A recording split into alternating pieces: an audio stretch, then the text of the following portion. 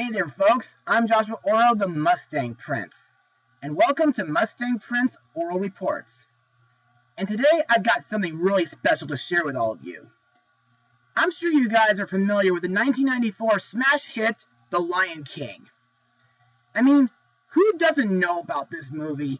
It's basically a coming-of-age story which many people believe is an animal version of Shakespeare's Hamlet, about a lion cub who becomes a king, goes through many challenges and responsibilities, learning to let go of past faults and learning the meaning of life. Now, over the years, The Lion King has been praised as one of the greatest animated films of all time. In fact, it became so successful that a broader musical was made years later, as well as getting an underrated sequel based on Romeo and Juliet, about Simba's daughter Kiara and Scar's successor Kovu trying to make peace with their families. The Lion King also became a level in Kingdom Hearts 2, and soon it'll get a live-action remake in the next 2 years. Plus, The Lion King was able to have 2 TV series on Disney Channel, the most recent one being The Lion Guard, which revolves around Simba's son Kion, and of course, the comical Timon and Pumbaa show. Speaking of which, little do people know or remember that in 2004, Disney made a movie that shows Timon and Pumbaa's side of the first Lion King movie, and that is what I'll be blogging today. Released a video and DVD on February 10th, 2004, the movie is The Lion King 1.5. Now, let's get started. This retelling of The Lion King is conveyed from the perspective of Timon and Pumbaa and shows how the pair became friends. When Timon leaves his colony because he doesn't fit in, he meets the lonely Pumbaa. Together, Timon and Pumbaa search for a new home, having adventures along the way, and eventually meeting up with the Lion Prince, Simba, who is in exile from his home and must challenge the evil Scar for the title of the Lion King. So, what do I think of this movie? Well, I thought this film was a lot of fun and really wacky.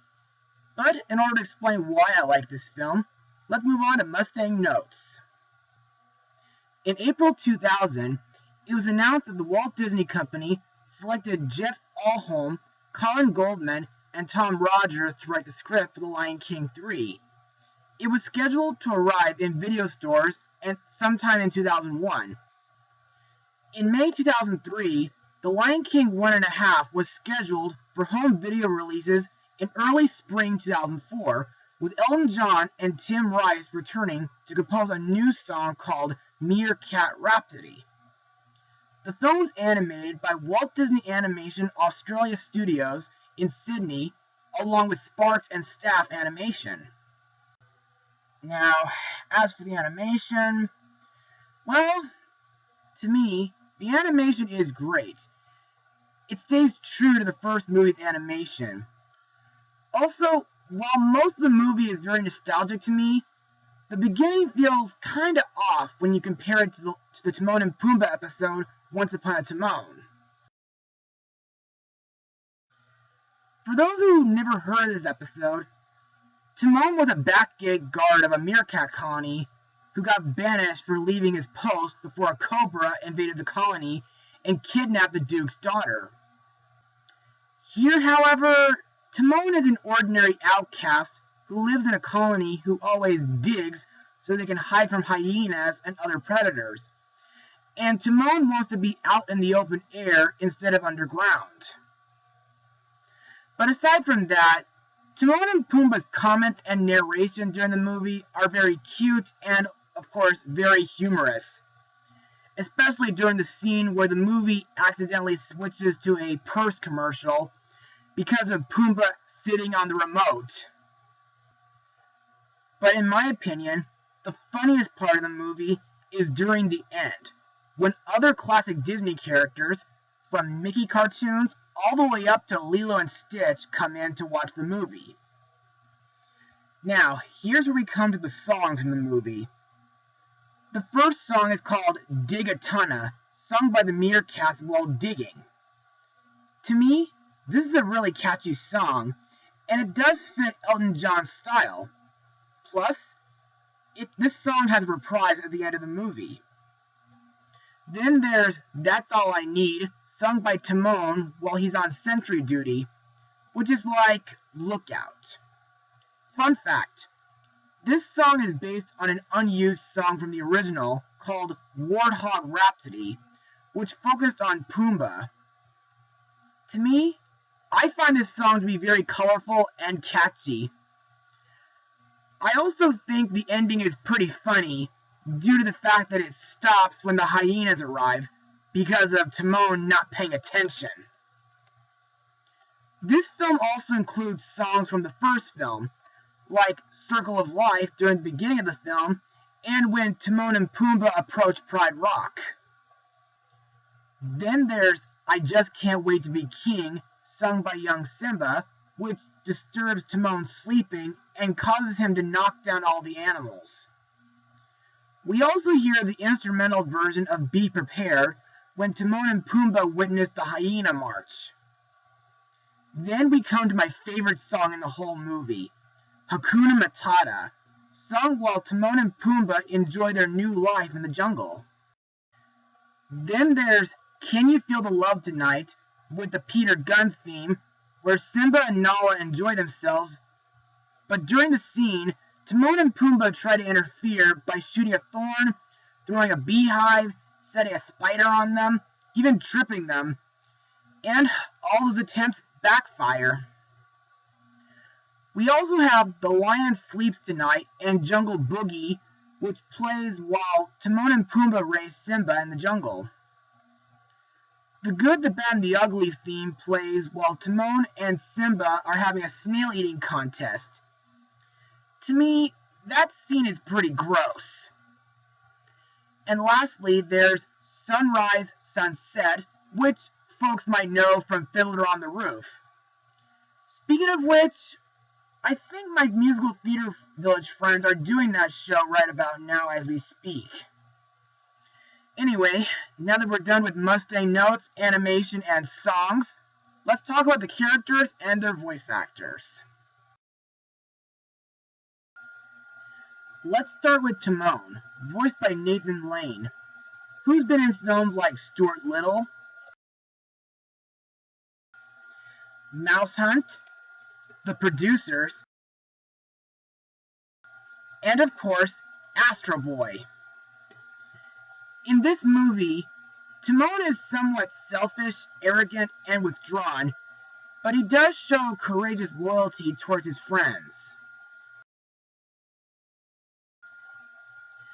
Next is Timon's warthog friend, Pumbaa, voiced by Ernie Sabella, who's been in the stage musical Curtains. Even though he's slow-witted, Pumbaa is very empathetic and willing to trust and befriend anybody. He's also claustrophobic and passes gas in crowds. Speaking of which, Pumbaa mentions that he drives mostly everyone away with his stinky smell. Next is Timon's caring mother, Ma, voiced by Julie Kavnar,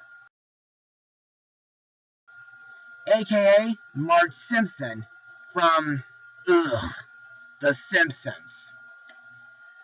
Ma is overly protective and attached to her son, often trying to get him accepted amongst the colony, but never succeeding. Next is Timon's Uncle Max, voiced by Jerry Stiller, who's been in films like Hairspray, Planes, Fire and Rescue, and Food Fight.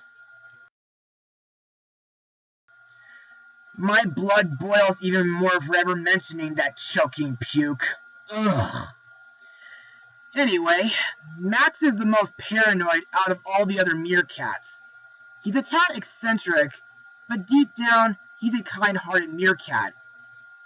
He initially doubts Timon's ability, but warms up to him at the film's climax.